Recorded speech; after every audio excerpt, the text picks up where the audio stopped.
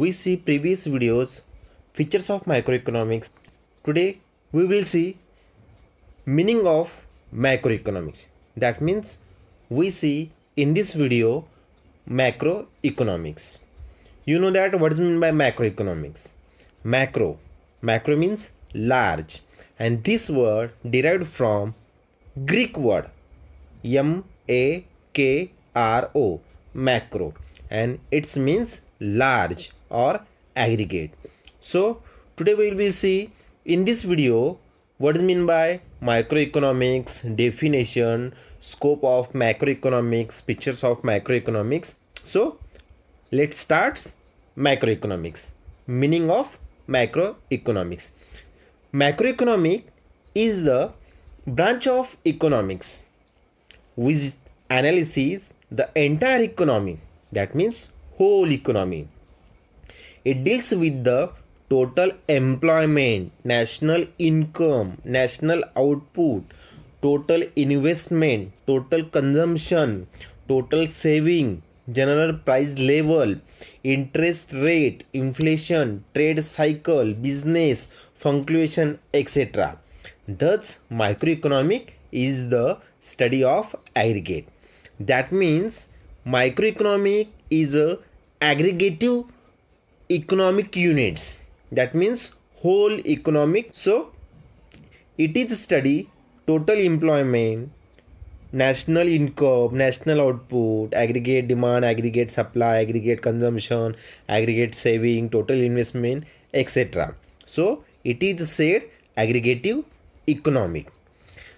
Next, see definition of macroeconomics. So J.L. Hansen, what is the say? J.L. Hansen says macroeconomic is that branch of economic which consider the relationship between large aggregate such as volume of employment, total amount of saving, investment, national income, etc. Second definition, Professor Carl Shapiro. Macroeconomics deal with the functioning of the economy as a whole. So let's see scope of macroeconomics. That means subject matter of macroeconomics. That means microeconomic we have studied which branches or which study. So first, theory of income and employment. What is meant by theory of income and employment? That means in macroeconomics, analysis explain how the level of national income and employment is determined. Then to understand the determination of the level of income and employment is also study the determination of aggregate supply, aggregate demand, consumption function, investment function, and business cycle. Macroeconomic also examine interrelationship between income and employment, causes of fluctuation in income and employment, and suggest policies to solve the problem related to these variables. This is a theory of income employment. Then second point, theory of general price level and inflation. Microeconomic analysis shows how the general level of prices is determined and further explain what causes fluctuation in it. Then theory of price level study the causes of effects of inflation and deflation and suggest economic policies to tackle these problems. Next one, theory of growth and development. You know that what is meant by economic growth and economic development. So theory of growth and development. Microeconomic study the causes of underdevelopment and poverty in poor countries and suggest the strategies for the accelerating growth and development in them. Growth theory also deals with the problems related to full utilization of increased productive capacity in developed countries. It also explains how the higher rate of growth with stability can be achieved in these countries. Next point, theory of distribution. That means macro theory of distribution. What is meant by macro theory of distribution? Macro theory of distribution deals with the relative shares of rent, wages, interest, and profit in the total national income. That means microeconomic explain the determination of relative shares from the total national income of the various classes, especially workers and capitalists. That means this theory explain determination of relative shares of wages and profit in the national income. Micro theory of distribution thus deals with the relative shares of rent, wages, interest, and profit in the total national income. So, study of public finance, international trade, monetary and fiscal policy are also subject matter of microeconomics. I hope you understand scope of macroeconomics. Then next point, features of macroeconomics. So students, listen carefully. First point is the features of macroeconomics. First, study of aggregates. We know that what is meant by aggregate. Aggregate means whole. So microeconomics deal with the study of economic as a whole. It is concerned with the aggregate concept such as national income, national output, national employment, general price level, business cycle. These are aggregative concept in economic. You know that what is meant by income. Income, then aggregative national income. You know that output, aggregative national output. Employment, aggregative national employment. Price level, you know that aggregative general price level. These are okay. Second point, income theory. What is meant by income theory? Our second features of macroeconomics income theory. Macroeconomics study the concept of national income, its different element, method of measurement and social accounting. Macroeconomics deals with the aggregate demand and aggregate supply.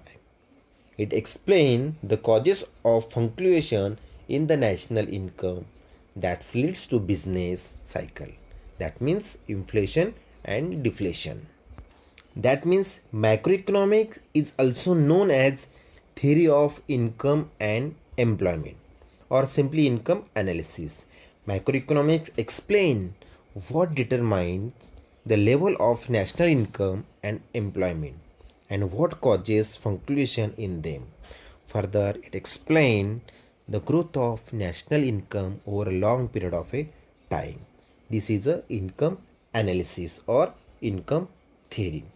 Third point is a general equilibrium analysis. So what is meant by general equilibrium analysis? So microeconomics deal with the behavior of large aggregate and their fundamental relationship. General equilibrium deals with the behavior of demand, supply and price in the whole economy. That means macroeconomic is the study of behavior of large aggregate economic unit. Large aggregate economic unit. That means aggregate demand, aggregate supply, etc. This means large aggregate economic unit. Next point is a interdependence. What is meant by interdependence? Macro analysis take accounts of interdependence between aggregative economic variables such as income, output, employment, investment, price level, etc. These are aggregative economic variables and this relationship interdependence. So for example, it explains how change level of investment will finally change the level of national income, output and employment and eventually the level of economic growth. This is a interdependence. Next point is a lumping method. Lumping method is the study of whole economy rather than its parts.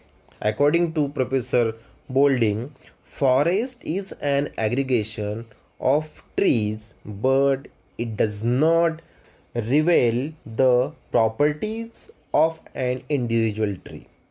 This reveals the difference between microeconomics and macroeconomics. You know that in macroeconomics, which method use? Slicing method. Slicing method opposite lumping method. Slicing means one by one slice, and lumping means whole, total. So this is a lumping method and it is used in macroeconomics. Then next, growth models. What is mean by growth models? See, in macroeconomic studies various factors that contribute to economic growth and development. It is useful in developing growth models.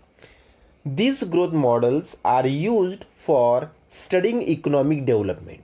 For example, Mahalanobis growth model emphasizes on basis heavy industries. Next point, general price level. Determination and changes in general price level are studied in macroeconomics. General price level is the average of all price of goods and services currently being produced in the economy. Price level. What is mean by general price level? Price levels means price of goods and services currently. So how to determination general level of prices, and this theory of price level study the causes of effects inflation and deflation and suggest economic policies to tackle these problems. This is a general price level. That means in simple word, macroeconomics analysis shows how the general level price of determination. Next point, policy oriented. See, according to Keynes, macroeconomic is a policy oriented science. It suggests suitable economic policies to promote economic growth, generate employment, control to inflation and depression, etc. That means macroeconomics analysis help in formulating suitable economic policies to promote economic growth, to generate employment, to control inflation, to pull the economy out of depression, etc. This is a policy oriented. So these are features of macroeconomics.